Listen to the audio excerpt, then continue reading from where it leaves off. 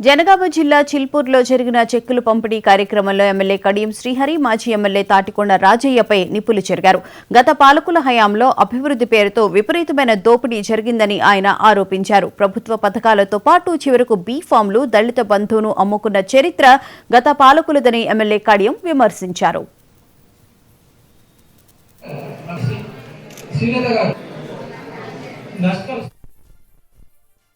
పెద్ద ఎత్తున అవినీతి అక్రమాలకు అవకాశాన్ని కల్పించారు. ఆనాడు ప్రభుత్వ పథకాలు అమ్ముకున్నారు, పదవులు అమ్ముకున్నారు, పనులు అమ్ముకున్నారు, బీఫామ్లు అమ్ముకున్నారు, దళిత బంధు అమ్ముకున్నారు. ఏవో ప్రతి పనికి మండల స్థాయిలో, గ్రామ స్థాయిలో ఏజెంట్లను పెట్టుకొని ప్రభుత్వ పథకాలు నేరుగా లబ్ధిదారులకు రూపాయి ఖర్చు లేకుండా వెళ్ళవలసిన పరిస్థితులలో కమిషన్ తీసుకుని పేదవాళ్ళ పొట్టగొట్టిని చెప్పిన ఈ సందర్భంగా తెలియజేస్తుంది. నేను ఎమ్మెల్యే ఎన్నిక కాగానే కలెక్టర్ గారికి, అధికారులందరికీ ఒకే ఒక మాట చెప్పాను. నేను ఎమ్మెల్యేగా ఉన్న రోజులు అవినీతి అక్రమాలను మనం తగ్గించుకోవాల్సిన అవసరం ఉన్నది. అవినీతికి అక్రమాలకు దూరంగా ఉండవలసిన అవసరం ఉంది.